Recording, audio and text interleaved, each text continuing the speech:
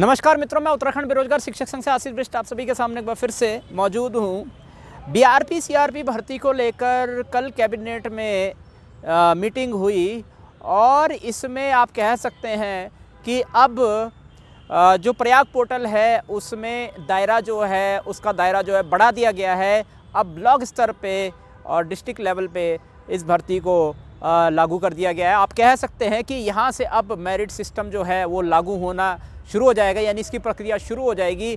और अब लगभग ये कंफर्म है कि अब रैंडम सिलेक्शन जो है, जो प्रस्ताव झरना कामठान जी ने पहले ऊपर प्रस्ताव भेजा था शासन को, और उसकी प्रक्रिया जो है अब शासन के द्वारा जो है जल्द से जल्द शुरू हो जाएगी। कैबिनेट में मंजूरी मिलने के बाद आप ये कह सकते हैं कि प्रक्रिया जो है वो शुरू हो जाएगी अब शासन स्तर से, और इसमें जल्द ही आपको मेरिट सिस्टम जो है देखने को मिल सकता है। हालांकि इसमें मैं आपको बता दूं कि इसमें भी अभी समय लग सकता है, तो मार्च तक ये पूरा हो पाएगा नहीं हो पाएगा ये निर्भर करने वाला है कि शासन से कितनी तेज़ी से इसमें जो नियमावली में संशोधन हुआ है। कह सकते हैं कि रैंडम सिलेक्शन को छोड़कर इसमें जो नई नियमावली बनेगी मेरिट सिस्टम के आधार पर, जिसमें कि मेरिट सिस्टम किस बेस पे इसमें तैयार होगा, 10th का जुड़ेगा, 10th का कितना परसेंट होगा, 12th का कितना परसेंट होगा, ग्रेजुएशन का कितना परसेंट, मास्टर्स का कितना परसेंट, सीटेट का कितना परसेंट, बीएड का कितना परसेंट, उन सब से मिला के मेरिट इसमें बनेगी और उसके आधार पर चयन होगा कि नहीं होगा। इसमें कितना समय लगने वाला है, और अब इसमें संशोधन जब क्योंकि अब होने जा रहा है तो सीधी सीधी बात है इस काम को जल्द से जल्द पूरा होना ज़रूरी भी है। इसमें आपको बता दें कि जल्दी ही इसमें जो वित्त है वो भी डिस्ट्रीब्यूट कर दिया जाएगा, और ये लगभग मार्च के फर्स्ट वीक तक इसमें जो पैसा खर्च होना है वो भी डिस्ट्रीब्यूट कर दिया जाएगा। आप कह सकते हैं कि इस भर्ती के अंदर जो करोड़ों में पैसा खर्च होना है राज्य सरकार के द्वारा और केंद्र सरकार के द्वारा, उसका डिस्ट्रीब्यूशन जो है जल्दी होगा इसमें। परंतु नियमावली में कितना समय लगने वाला है, अब मेरा देखो बीआरपी सीआरपी के सभी छात्रों से एक छोटा सा अनुरोध है कि अगर अब शासन स्तर से इसमें प्रस्ताव, ऑब्वियस सी बात है, आगे बढ़ेगा, प्रोसीड होगा और इसमें आदेश पारित होगा बाद में जाकर, और आदेश पारित होने के बाद ये समग्र शिक्षा के पास जाएगा, तो इसमें थोड़ा सा ध्यान दीजिएगा कि इसमें मेरिट सिस्टम जो है वो कैसे बनने वाला है।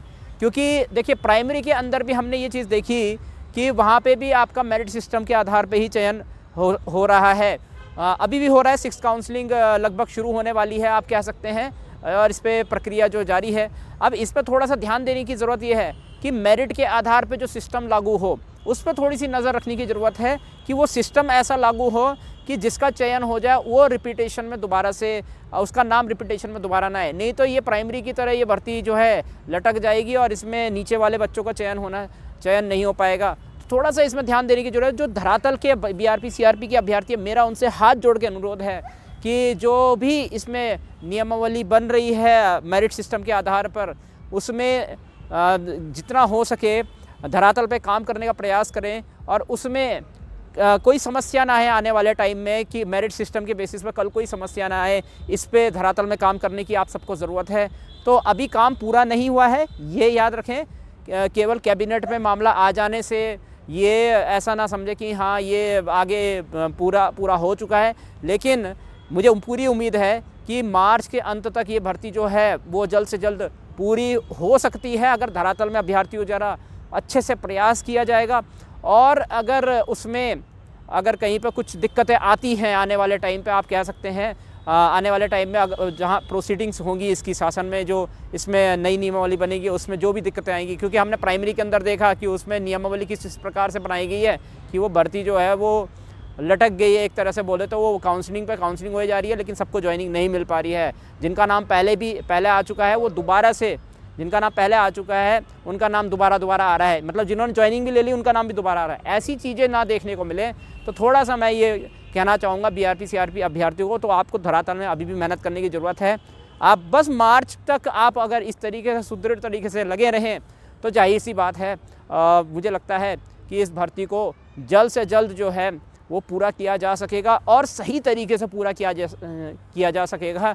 955 वैकेंसीज़ हैं, 955 वैकेंसीज़ कम नहीं होती हैं, और मेरिट सिस्टम के आधार पर आप इसमें पत्र लिख सकते हैं कि हाँ शायद एक सुझाव दे सकते हैं सरकार को कि इस तरीके से हम मेरिट सिस्टम इसमें बना सकते हैं। क्या पता सरकार आपकी बातों सुझावों को वहाँ पे माने और उसके आधार पे चीज़ों को इम्प्लीमेंट करने का प्रयास करे। हमें उनके काम को आसान बनाने की कोशिश करनी है।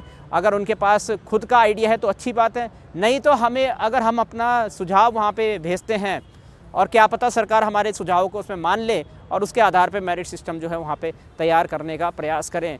तो थोड़ा सा प्रयत्न करने की ज़रूरत है। अभी जो आपने प्रयत्न किए हैं वो बिल्कुल ही सराहनीय है। जो धरातल में जितने भी लोग इसमें मेहनत कर रहे थे वो उनके प्रयास बहुत ही सराहनीय रहे और मुझे लगता है कि जल्दी ही इसका परिणाम जो है मार्च के अंत तक आपको देखने को मिल जाएगा और मेरिट जो है वो मार्च के अंत तक जो है वो देखने को मिल सकती है जल्द से जल्द। उम्मीद करते हैं कि सचिवालय स्तर से ये मामला जल्दी निपटेगा और समस्या इसमें नहीं आएगी और जैसे ही इसमें समस्या का समाधान हो जाएगा, मेरिट बेस्ड सिस्टम यहाँ पे तैयार हो जाएगा, उसके बाद जो मेरिट का आधार तय हो जाएगा कि 10th का इतना %, 12th का इतना %, या 10th का रखना है या नहीं रखना है, ग्रेजुएशन 12th का, ग्रेजुएशन का, पीजी का, सीटेट का और बीएड का, उसमें सबका क्या वेटेज रखना है। जब तक ये लगभग मार्च में जल्द से जल्द तय हो जाएगा तो ये भर्ती जो है वो तुरंत ये मार्च के 30 मार्च या 31 मार्च तक पूरी हो सकती है। मतलब मेरिट आपको 30 मार्च 31 मार्च तक देखने को मिल सकती है। तो धरातल में काम कीजिए, थोड़ी सी और मेहनत कीजिए और मुझे पूरी उम्मीद है कि अगले 40 दिन जो बचे हैं, 20 तारीख तो हो ही चुकी है आज, और आप कह सकते हैं अगले 40 दिन में आपको मेरिट में अपना नाम आता हुआ दिखेगा। आपके लिए आगामी दिनों के लिए बहुत बहुत शुभकामनाएं, बहुत बहुत बधाई। यहाँ से जो चीज़ें हुई हैं वो आगे सफल होंगी, मैं ऐसी उम्मीद करता हूँ और जल्दी ही आपको इसमें ज्वाइनिंग देखने को मिल जाएगी। तो इस वीडियो में इतना ही। मैं उत्तराखंड बेरोजगार शिक्षक संघ से आशीष बिष्ट आप सभी से अनुमति लेता हूँ। जय भारत, जय उत्तराखंड।